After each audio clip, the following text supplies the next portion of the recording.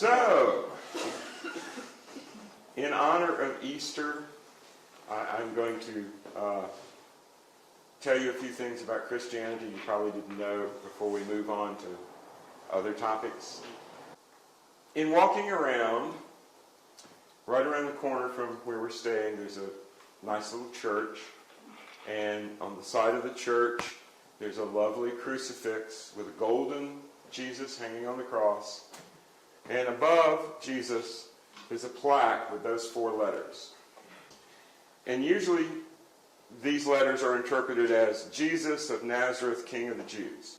The only problem with that is that Nazareth did not exist. The town that we call Nazareth now wasn't there in Jesus' time. It was founded 150 years after Jesus' death. So there's no way Pilate put this up over the crucifixion. So this was added to the myth of the crucifixion much later to explain a deeper symbology. And basically, each of these letters represents one of the 4 elements. But if you add the numerical value of these 4 letters, it adds up to 270. If you add 270 and 270, you get 540. Then you add 540 and 540, you get 1080. 1080 is what we call the processional month. And it's the traditional way to determine processional ages. It's the traditional number. If, when I'm born, I go out and I locate a star on the horizon, I'm 1 year old and the star is right there. And if I live 72 years and I go out and look for the same star, it will have moved about the distance of my palm here, backward from the direction of the sun's motion. Yes, Dan's model is showing the... Actually, I must credit Nick Feeder. Yeah. You see the 3 equators, the galactic equator, the solar equator, and the earth equator. And every once in a while they're approaching 90 degrees. Yes, as they are at the moment. That 90 degrees is like that cube in space where compression is most intense, yes? This was to animate how that compression would affect the solar system. See? So, again, 1080 and 1080 is 2160. 12 times 2160 gives you a whole processional cycle of right at 26,000 years. So every time you see one of those crucifixes with INRI, it's relating to the procession. Jesus was born at the beginning of one cycle, and the idea is that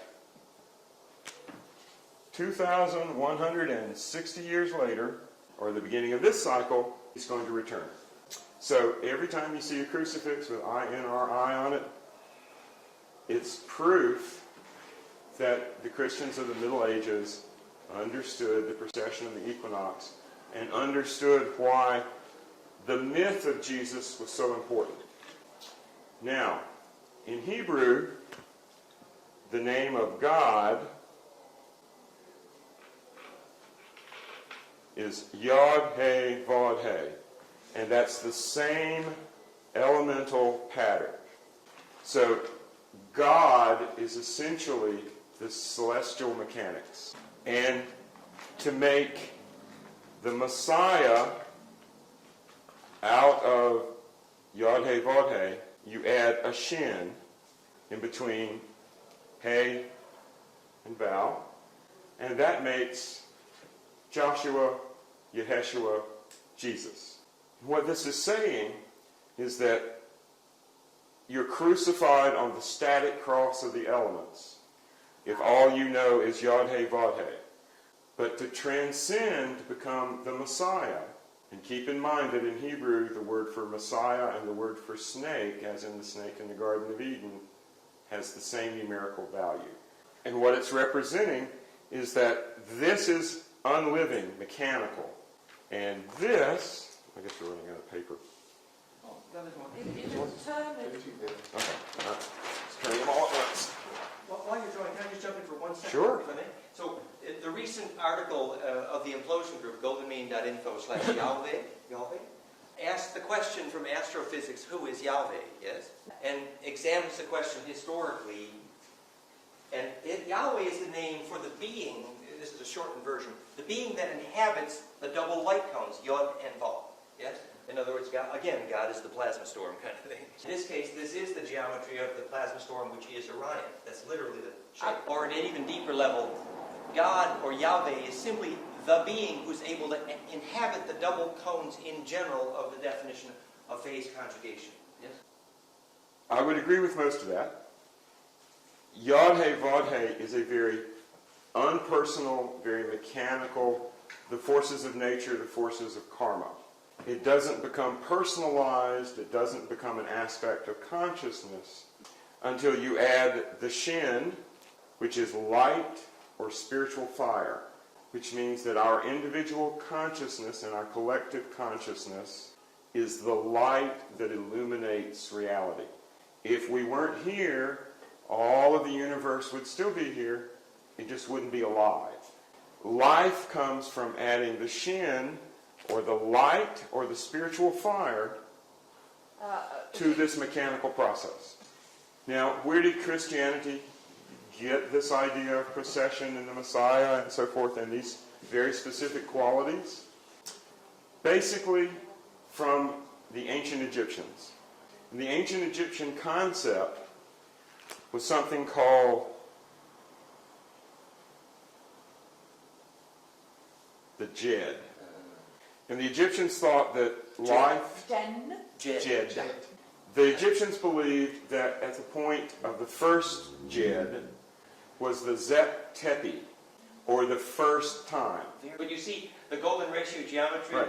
And that's a capacitor that fabricates a gravitational field, including levitating the rocks above the king's chambers. That's what the definition of Jed is. Now, there have been two more Jeds since the first Jed was erected on the primal mound at Abydos.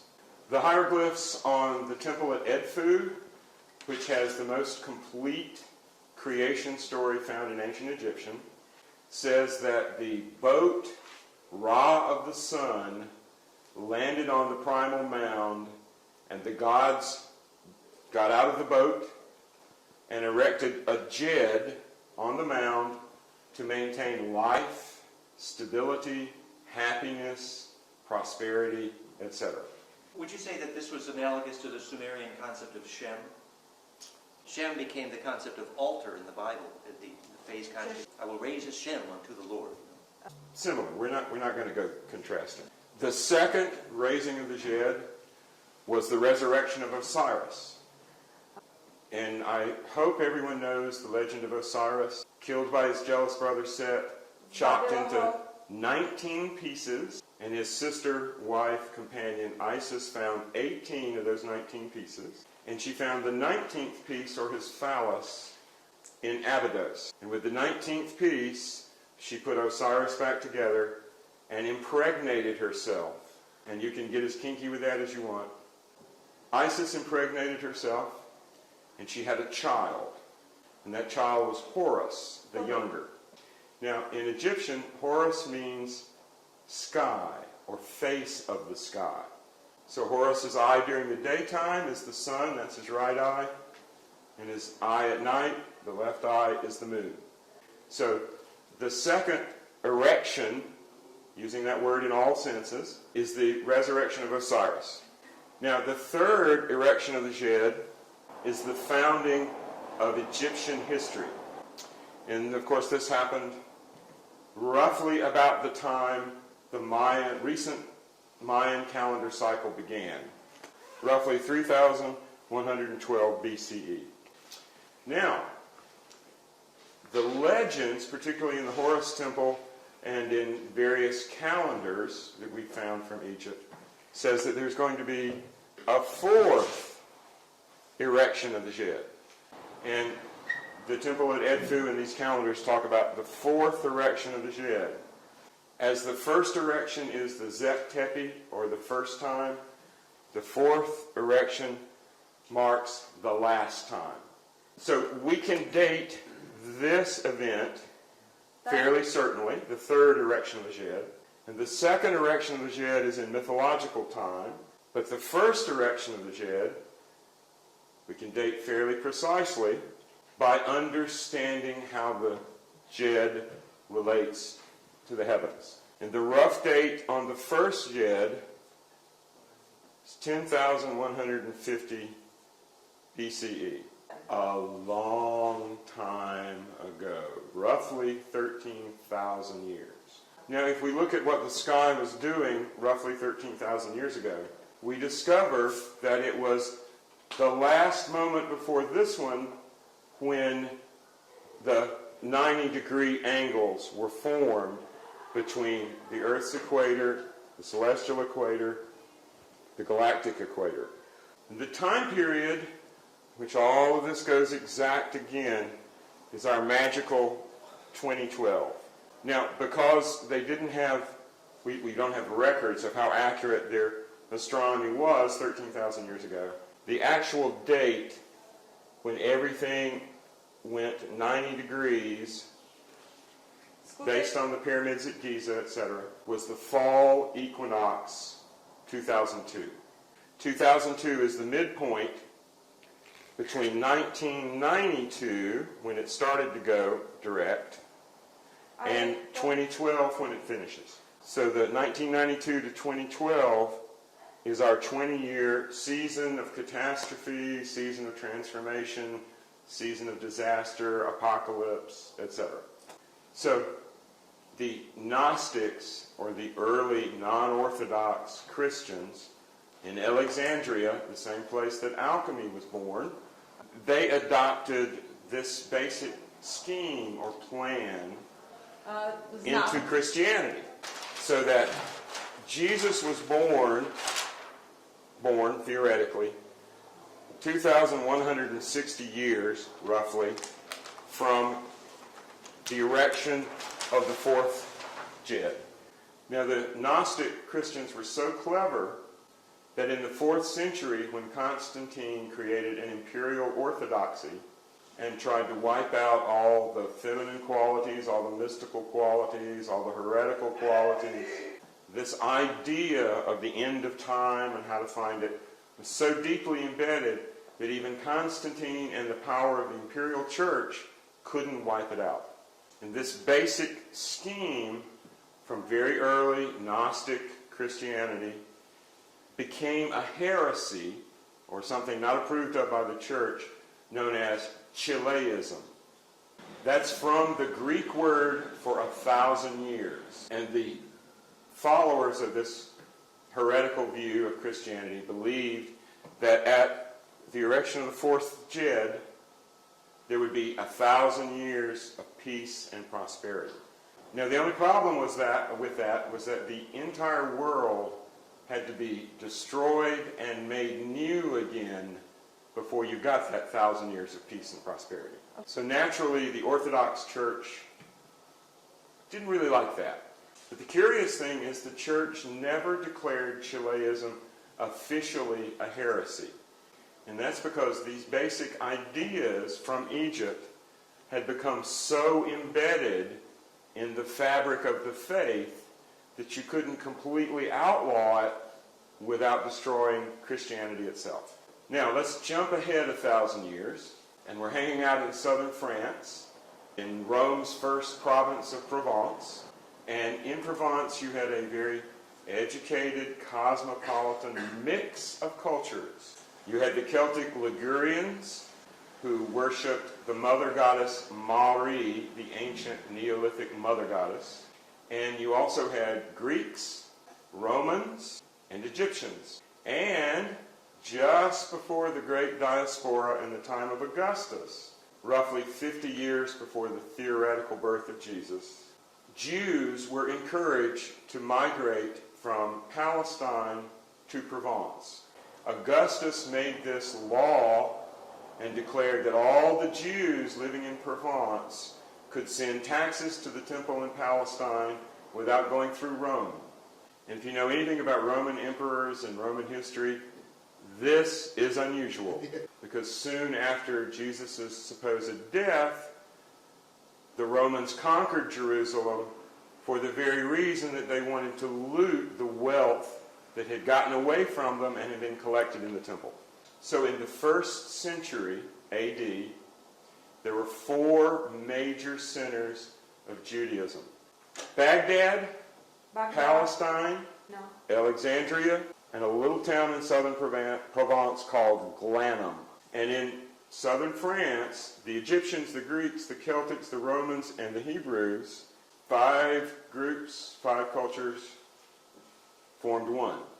So during the early Roman Empire, through the time of Constantine, southern France was more cosmopolitan, advanced, spiritual than almost any other spot in the Roman Empire. After Constantine, when the Orthodox Imperial Church was formed, heretics from all over the empire came to Provence. And for 700 years this worked very well. Nobody bothered them. Nobody got too upset about it. The church did a little bit to try to stamp them out, but it wasn't major. Life went on.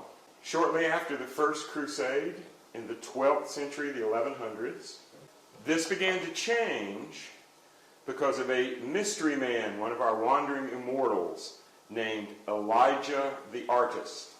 Now, Elijah the Artist visited a large number of rabbis and spiritual leaders in the community, and he transmitted to them and taught them how to do magic. And this type of magic was angelic magic, and it's the origin point for what Dee and Kelly would end up doing here in Prague.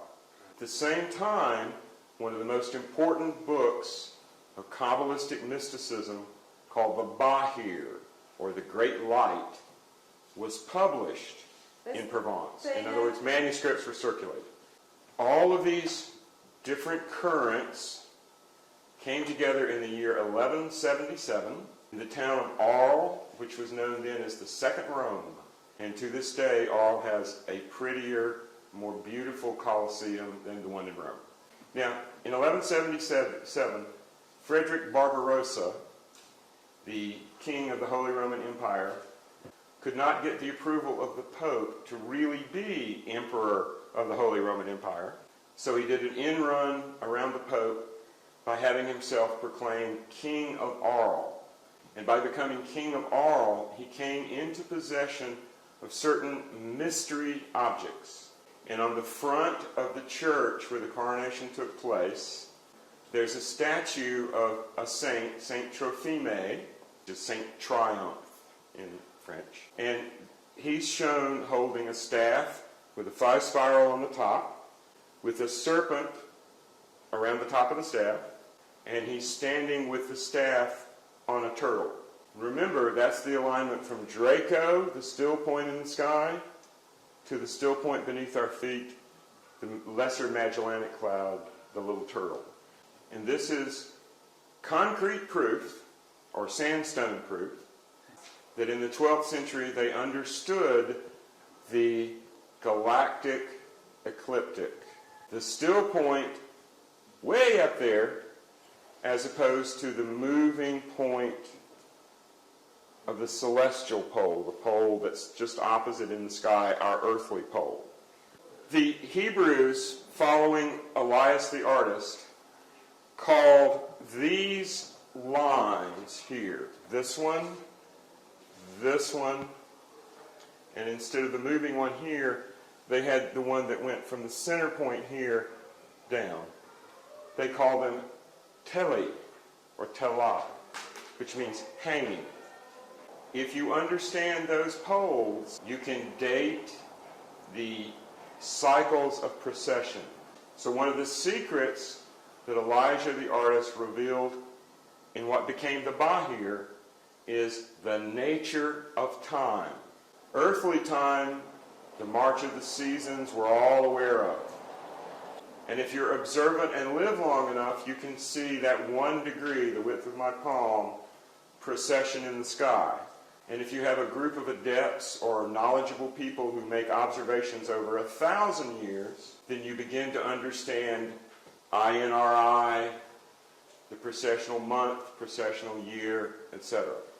Now, in 1177, at this convocation, this coronation of Frederick Barbarossa, were the original authors of the Grail legends.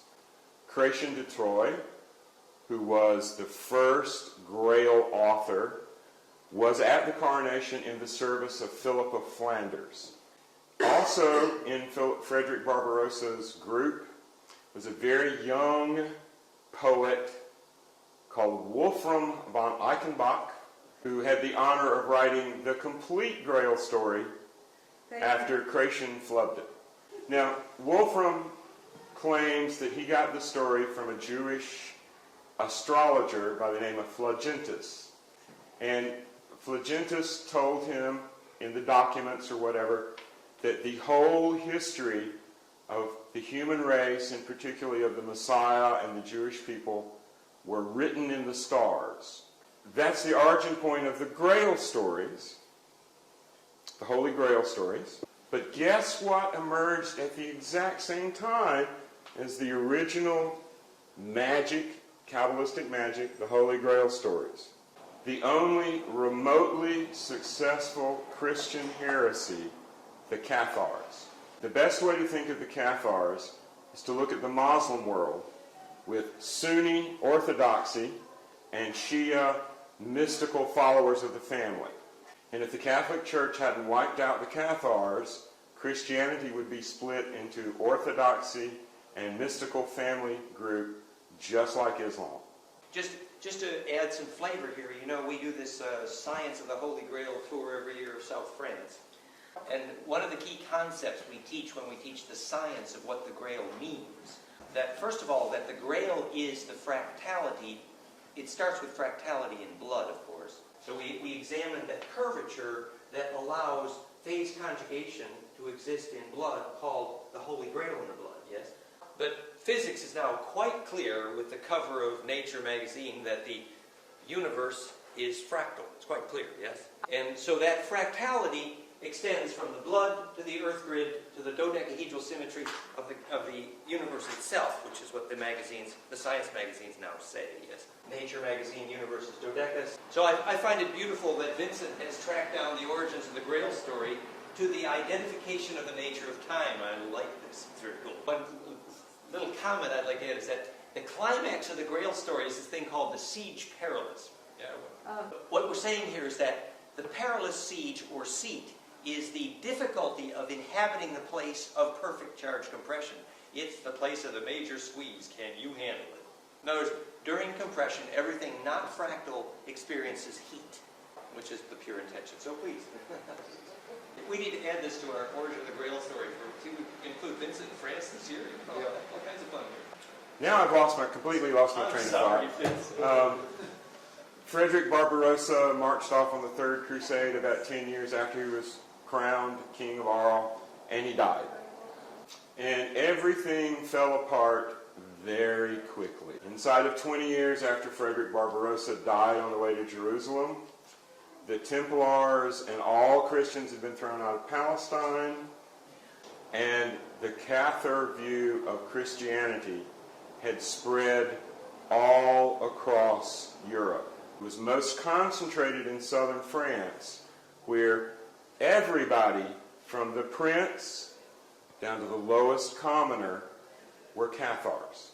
By 1214, the beginning of the crusade called by the Pope against the Cathars, there were no Catholic priest in Languedoc, all the way across the Pyrenees to the Atlantic Ocean.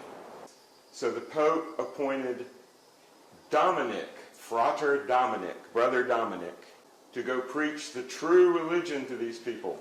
And the Catholics in the room know that the Dominicans started the Inquisition.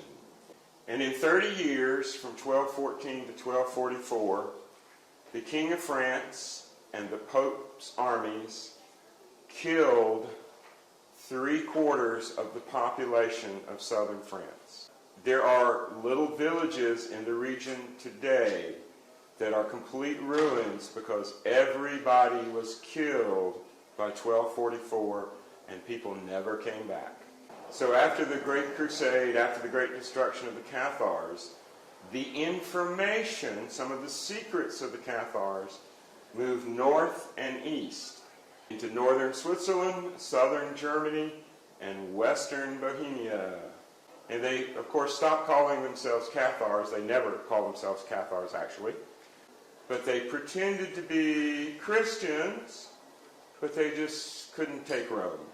The fellow who is monumentalized, or whose monument is in the center of the Old Town Square, his Christianity is a direct lineal descendant of the Cathars' view of Christianity. So the very idea... Is that him? Yeah, that's him. You can't see it too well. Ja, to bude vám. The very idea of a Bohemia, Czech nation, etc., grew out of Johann Huss's revolt. Now, along with the, I'm really a Cathar, but I don't want to say I am, people who moved to this part of the world, they brought images that would be teaching images of the faith, of the science, of the understanding. In southern France, the remains of the Catharists moved in a different direction, and again by the same time period as Johann Hus, they had created the tarot cards. And the tarot cards are an amalgamation or a combination of very precise Islamic astronomy and the core legends of Catharism and the Holy Grail. Now this sort of solidified into something that we can point to. The earliest tarot decks have survived from southern France and from Italy. So we can say, okay, that's the tarot. What crossed the mountains were little collections of images like these you see up on the screen now. These images are now famous as the Lost Book of Nostradamus, except they were never lost and they had nothing to do with Nostradamus. And it's on my head that they now have that incorrect appellation. Now, there were 80 images in this Lost Book collection, and it eventually ended up in the Vatican Library, where it was stolen by a con man in the late 19th century and sold to the King of Italy and the new municipal state library in Rome. But we have a half a dozen collections of these images in various collections of manuscripts in Germany, Switzerland, Italy, and northern France. Now, all of these collections have some images in common, but only the collection that ended up in the Vatican and then ended up in the Rome Municipal Library have these 7 images. The reason for that is these 7 images reveal the secret of time, or the only thing that mattered to a good Christian, which is, when's Jesus coming back? So these 7 images were so important that they weren't copied exactly. Mistakes were made either intentionally, I think, or just perhaps they didn't know what they were drawing. And the other sets did not have them because the people who drew and used those sets weren't ready for this information. Now, I'm not going to take up an enormous amount of time completely explaining all the images. That's for my paper for the International Medieval Society next month. But we're going to hit the high points. You see the first image with the sun. This image here that I wasn't able to scan very clearly in my trying to scan without the librarian catching me. This is a lion. Now, the secret is how you mark starting and ending. If you look up in the sky, the boundary between Pisces and Aquarius is nebulous. But the boundary between Cancer and Leo and Virgo can be very sharply marked because there's groups of stars at the beginning and end. This represents the fact, going back to the Egyptians, that 13,000 years ago, at the time of our first Jed raising, the star that marked the spring equinox was Regulus, the heart of the lion. So 13,000 years later, at the fourth Jed, the last time, would be the fall equinox in Leo. And if you don't go by astrology, you go by astronomy. Astrology is 2,000 years out of date with the real sky. You will notice that the fall equinox is now falling on the cusp of Leo Virgo. So these Catharist Chiliasts knew in the 13th century, roughly 1280, which is where the paper and the ink in these images date from. Now we know that because, again, I convinced a TV producer to spend a lot of money going to Rome and getting them dated and verified by experts, by telling them that I thought maybe it was something that Nostradamus or his son Caesar had painted. So that's where it all started. So I'm responsible. So the producer said to me when we were all through, "You mean I spent $100,000 to prove you wrong?" And I said, "No, you spent $100,000 to prove me right. I just didn't tell you." So we've had the paper and we've had the ink dated to roughly 1280 to 1340. Now, if you notice on that first one, there's a circle with 7 spokes. That's indicating that this is not exactly the Great Cross, but it's close. The second one has 8, and we're now in the period of the alignment. This is the king. Notice he's wearing his dielectric charge capacitor crown, and he's reading the Book of Life. Here's the Tree of Life, and here's the book. Now, if you look at this really closely in a better image, there's a word right there. So it actually says in bad Latin, una male, or the evil one. And as a joke, I told the producer that it could be either the evil one or one male. And one of these days I'll learn not to kid with people who have no senses of humor, because it showed up in the TV show as the one male who's going to be the Antichrist. Now there were, I'm sure, in the original versions or in the people back when they were printed would explicate what these little tags were supposed to be. But you can see, here's Pisces. That's the zodiacal age we're in now. And here's Sagittarius. So Sagittarius is not next to Pisces, so what is this trying to tell us? Now apparently they couldn't just spell it out. It was much too dangerous to just say it right up front. So they had to separate the key components. So on the other image you had Sagittarius shooting this way, and here's Scorpio. So they're not together, so you can't just accidentally understand it. It has to be explained to you. Here's the Tree of Life, and it's being attacked by one of Dan's cosmic men plasma storm. And this is the curve of the galaxy, with our sword of discrimination and understanding through the center of it. So when the 8-rayed cross is lined up properly in the sky, it's like a sword comes through the center of the galaxy and stabs us. Notice the lamb. That's the paschal lamb, or the Passover lamb, that represents Jesus' return. And again, I'm saying Jesus in the sense of Yod He Shin Vod He, the return of the Messiah in all of us. And that's what George was talking about this morning. As this energy pierces us, we're not going to enjoy it necessarily. Now, here we have Sagittarius and Virgo. What's missing? What's in between Sagittarius and Virgo? Scorpio. Scorpios, we should know. And Libra. Ten tok, yes. the Romans created the sign of Libra from the claws of the scorpion. There were originally 11 signs of the zodiac which matched the 11 couleurs, or sacred circles, of the planet and the celestial sphere. So the Romans added the scales. Now, this is Taurus. If the center of the galaxy is between Scorpio and Sagittarius, then the edge of the galaxy is between Taurus and Gemini. So this one is telling us where the edge of the galaxy away from the center is. It's pointing out that Scorpio is hidden. Scorpio produced Libra, but it's hidden. So why is he shooting an arrow at Virgo?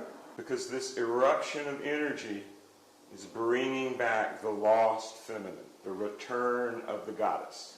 In fact, just 5 years ago, there was a nova in Scorpio that would indicate that there's probably another super wave on its way that will get here in 26,000 years. Now, when we went to Rome, and I tricked the TV guy into doing my research for me, this image got us in more trouble than any other. The day we were trying to get permission from the Rome Library to actually use this in the movie, use this in my book, etc., a papal envoy came across town from the Vatican and said that since this was originally the property of the Vatican, we couldn't use it. They didn't care about the other 79 images. We could put them up on billboards and ride them around on trucks through downtown Rome. They didn't care. But we were facing lawsuits, excommunication, and eternal damnation if we so much as told anybody about this one. The reason for this is that since this was painted drawn sometime between 1280 and say 1310, and shows, as you can see very clearly, spiral galaxy. There's our Orion arm where we are. Okay? Now keep in mind, Western astronomy did not even discover that we were in a galaxy and that it had a center spiral until 1917. So how did somebody in the early 14th century draw a picture of it? The church seemed to think it was an obvious example of black magic. This is supposed to be Scorpio. It is not a lobster. Lobsters have 2 claws and 6 legs if you've ever eaten lobsters. If you get a lobster with 8 legs, it's a mutant or a very big scorpion.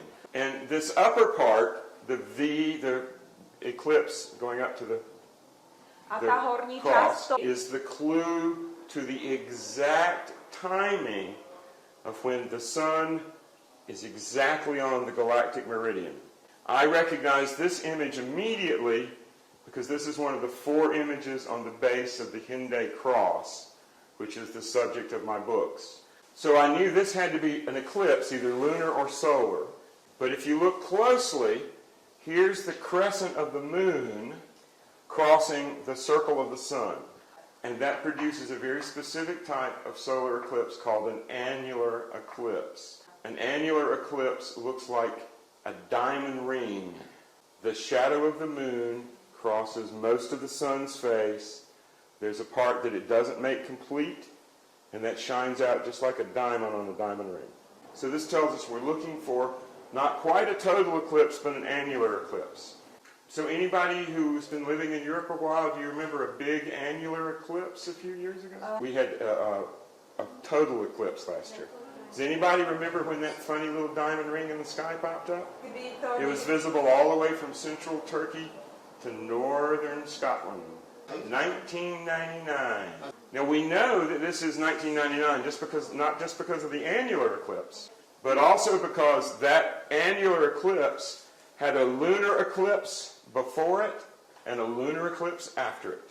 The 3 eclipses coming together, very rare. It happens about once every 120 years. And after the annular eclipse, we had another lunar eclipse. So any competent astronomer, astrologer in the Middle Ages could calculate the head and tail of the dragon on their ephemerae and their astrolabe, and they could come up with the fact that there's only one time period coming up where you would have an annular eclipse with 2 lunar eclipses bracketing it, and then 6 months later another lunar eclipse. So anybody with just a rudimentary awareness of astrology and could calculate the tables would know that this would happen roughly the 7th month of 1999.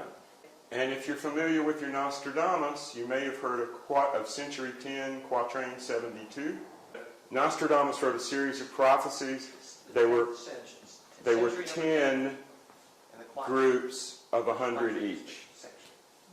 So it's group number 10, number 72 of that 100. Specifically says in that quatrain, 7th month, 1999. Scorpio's relationship to the black hole in the galactic core is direct. It's right next to it. That's right. So that's what that's saying. That's right. We're lining up to the black hole. That's right. You're lining up to the center of the galaxy. Yeah, which is where all of... Okay.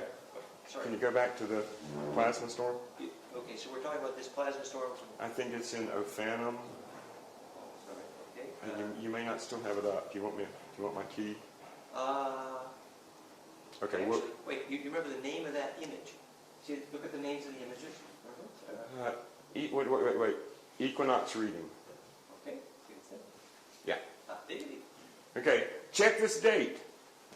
That's September Září 1999. 1999. 7th month, not July, September. We have more of those from that time period, showing these plasma structures coming out. And again, this is the equinox on the cusp of Leo Virgo, 13,000 years after spring equinox in Leo, predicted by Nostradamus. And it's also the moment in which our alignment with the galactic meridian was most exact. So you're saying, in some senses, the solar max of the 2012 already happened in some sense? No. Every 11 years, we build up to either a down or an up in sunspot cycles. But our climatologist in UK, Peter Taylor, is saying that after that, the sun went very quiet. Yes. And he's worried that that's confirmation that we're going to freeze out in the modern No. era. It's confirmation that we're about to have the mother of all solar coronal ejections. Well, and what does that mean? That means takže that některý bird we were klimatolog- just showing you, Gové, multiply it by 10. That's so. Sorry, what did you just say?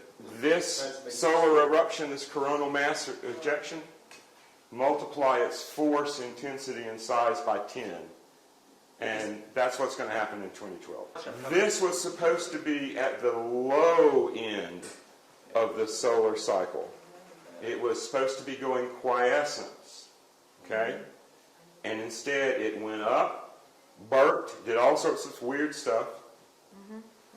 And after those eruptions, the sun went ominously quiet. Everybody knows it's ominous. Not good. Now, Which suggests to some people that the next time we have one of these, it's going to be a big one. Okay, after 1999, we're moving ahead a little bit in time. If you can see this emblem up here, it's not incredibly clear in my scan. emblém, Like I said, I was scanning this while they were arguing with people so that we could at least have something if they threw us. This is the alignment of Mercury, tohle je the propust. Sun, Venus, and Mars. Now, anybody remember, any astrologers remember what was going on about this time last year? We had these planets in Aquarius. So this image is about contemporary with where we are now. Can we expand it just slightly? Here we have a learned man studying his text, and he has no answers. The time of the alignment is hanging over his head like the sword of Damocles. Time is short, and the learned men have no clue. In other words, all the people who shouldn't know anything about it are now going to see it happening in the sky and go, what's going on? I'm hopeful that somewhere in some archive in Europe, there's another copy of this that actually tells us what this says. And I'm pretty sure it's going to say, Amy Winehouse marks the end of Western civilization. Right. In other words, when the special knowledge escapes the learned men, but the women in the market know all about it, the learned men are out of luck. Okay. Plus, I would love to find a copy that actually had what this said originally. The last one is 2012. Notice the alignment's over, the pattern's broken. The book of life that he was reading to try to figure it out is blank. And instead of our fishwives, we have two very nice church-going young girls looking at a very ancient symbol for Christ, or the Lord of the animals in a more pagan sense, the stag. And if you look really closely at this guy, particularly what's on his forehead, he looks an awful lot like Charles Manson. So the general thrust of that, without the Amy Winehouse and Charles Manson jokes, is that by 2012, No one will have a clue what's going on. The world as we know it, as they knew it, will be over. And the only hope will be a new group of women who can see the pagan qualities of Christ. To put this in Dan's favorite Dune terms, after the sun hits us with a flare and screws our DNA up so bad that we have no hope of evolution, then the only thing left will be the B'nai Gesserit sisterhood. Or to say, in Mayan terms, unless the dream spell of the old ones is alive and awake, Earth will be blown away in the magnetic wind of the sun. Dream spell means the charge field of your bliss field. A dream spell is the electric field you create with your ecstasy, and that's what steers the tornado. This is a hex.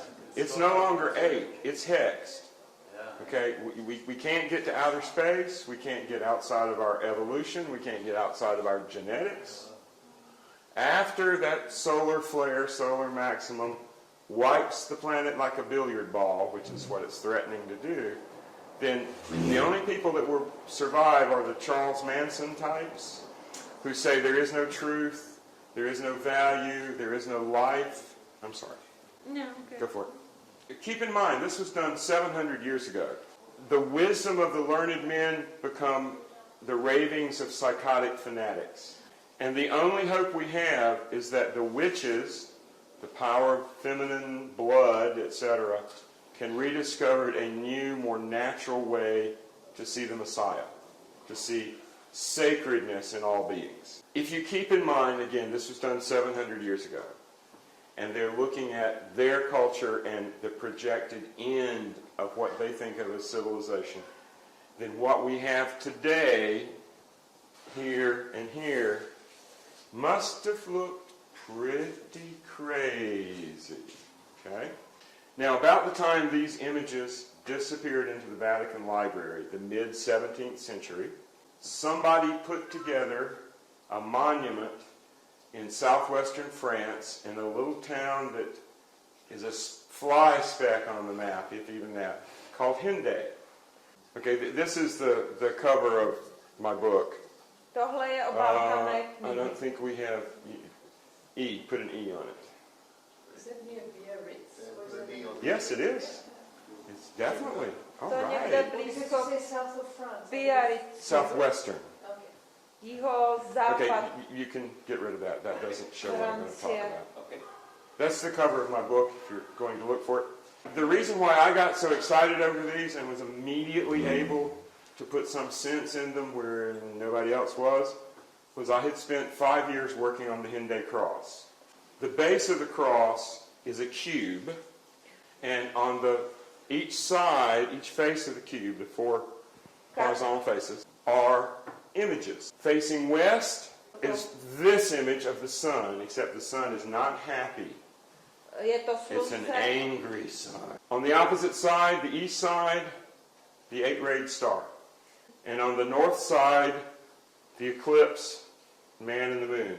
3 of the 4 images, the crucial images on the Hendaye cross, are in this set and are crucial to understanding this set. The only image that's not in this set that is on the Hendaye cross is a diagram that describes this. A cross with 4 A's. Now, in medieval calligraphy and iconography, this style of A represents Ave Maria.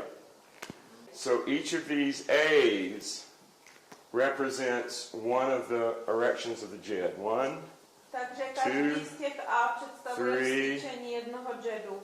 4, or the quarters of the great year that are roughly 6,000 years apart. So somehow, some way, this information survived in folklore, cultural memory, to become carved on the Hendaye cross, even when the images that explicate it, that explain it, had been hidden away in the Vatican. Can I ask one thing? Could you just make the connection for me between the Ave Maria and the Jedi? Isis, okay, and goddess. Maria, Mari, the ancient Neolithic mother goddess, is the same goddess that's on the front of this church. And here she is again. If I translate the word Ave Maria in my origins of language, I have Ave to fly, Mare into the sea of charge. I just want to make just one more very short comment, Vincent, if I may. Sure. When I asked the shaman, who is now teaching the entire staff of Plasma Research Lab at Los Alamos, all of Los Alamos Plasma Group is studying this now. When I asked them when was the last time, it was John McGovern, I asked him when was the last time this plasma storm hit. He said, well, as well as we can tell, roughly 6,000 years ago. That's what I remember. So, for at least 2,000 years, this basic idea from Egypt of erecting the Jed at particular times to stabilize or to start a new beginning survived in Christianity, became part of the Catharist and Chiliast heresy, was almost wiped out, was put into the tarot cards, and there are some images in this collection that are exact duplicates of our earliest tarot cards. When we did the TV show, I gave them my tarot cards. So in the TV show, they used my deck of Visconti Sforza, very early tarot cards, and showed them with this is the sun, and then there's another image of the blasted tower, and there's several more like that. Okay? So the information goes from Egypt into esoteric Christianity, into heretical Christianity, and then into alchemy. And then just in the nick of time, just seconds before destruction, the universe goes, oxen free. And this is what we call the information age. Yeah. This is what we call the apocalypse, which in Greek does not mean destruction, end of the world, disaster. It means lifting the veil. Questions? Was that a happily ever after? Let me just ask it in case No. it's not clear. Oh, no. But here we are. Here we are. It could be a Okay. to be continued. Oh, at least it's It may be, or they may cancel us. Yeah, I can't believe it took me 2 hours to do that, but Could we I'm do sorry. a short break I have a question. I'm just curious about a little thing. When you were talking about the 5 powerful cultures of the time all living together, the Celtic and the Jews and in South France, did they have a collective name? actually they didn't.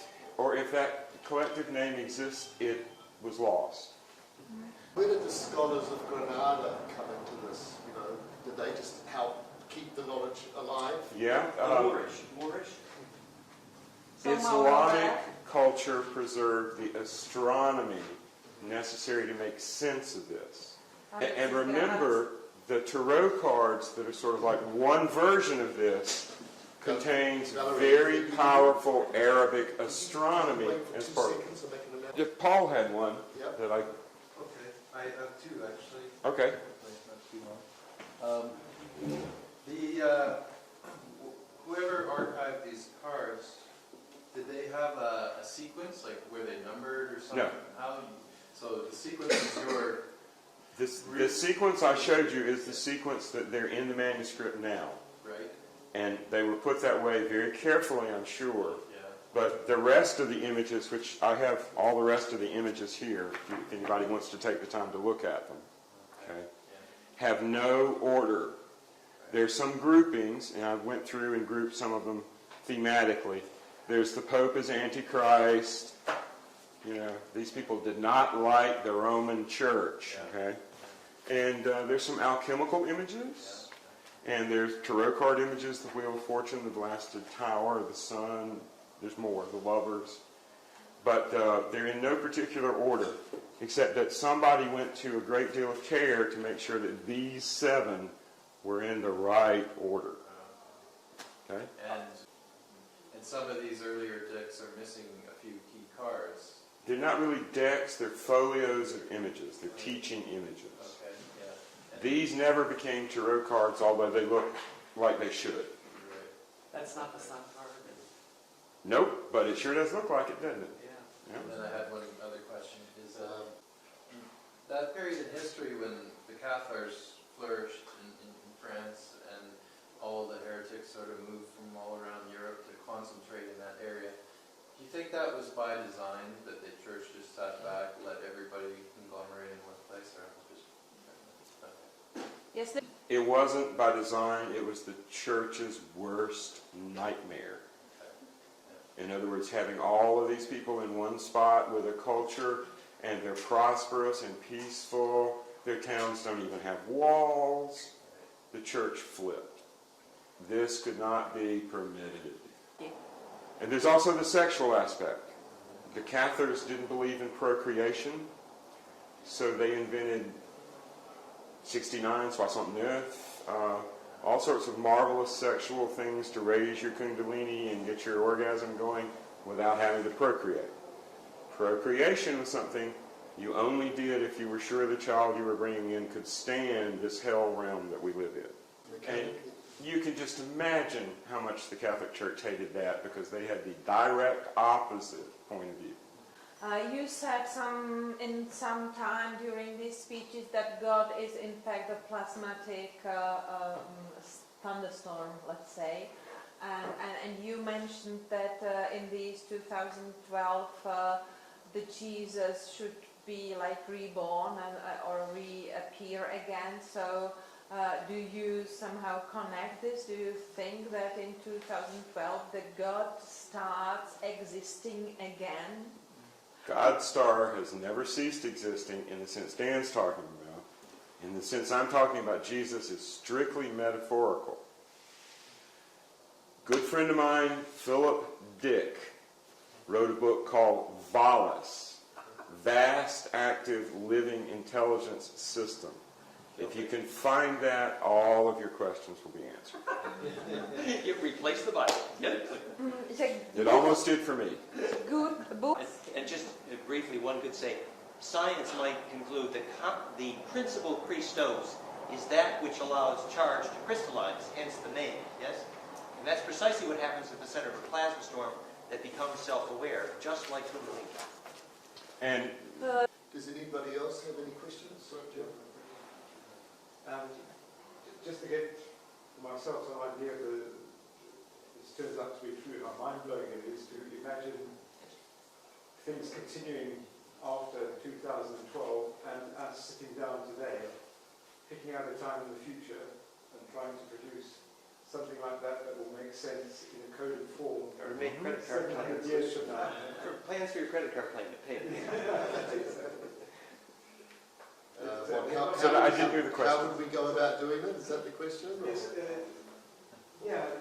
say you pick out an event 700, 800 years from now, how you would code that, something like this, so that people 700, 800 years from now would be able to understand in their context what you're trying to say. I frankly am not as smart as Nostradamus or the people who did this. Yeah. And I think we'll just have to wait for the Star Kids and the Bene Gesserit that survived the disaster, because I'm on this side of the roller coaster and I would hate to predict the other side of the roller coaster. Don't worry, we'll do it. I just have one quick question. You said they were against procreation, the Cathars, but they did procreate, so how did they do it then? For very specific reasons. A child is only brought into this hell realm if there's a reason, i.e. the advancement of humanity as a whole. You don't just have kids because you need people to work your farm. But they Yeah, they thought still that sometimes it was worth doing. Well, there were levels. In other words, if you were just the common people, the rules didn't apply as strictly. Okay? But as you went up the ranks of the church, as you became closer to being a perfecti, the further away from procreation, injecting spirit into the prison of matter you were supposed to be. So at the lower level, people married, had kids. They went to their priest who didn't have kids and only had sex for fun and energy. And then when they died, they went to the perfecti who lived on light and hardly ever saw anybody. and they got the consolamentum so that they could safely pass through death. What was that? Oh, gee, now you're going to test my memory after 2 hours. 270. It was 270. It adds up to 270. Okay. No, there's a whole system, gematria, the whole Yeah. system of the numbers to the... Yod is 10, Nun is 10, 10, 50, 200. Resh is I je 200. 10, R je 200, Nun is 50. N je 50. And Yod is 10. Ička jsou. We'll probably be either here in Prague or in southern France, kicking back and watching the show. I have no desire to live through it. If it's going to be that bad, I just want to be in the front and go quick. But it should be quite a show.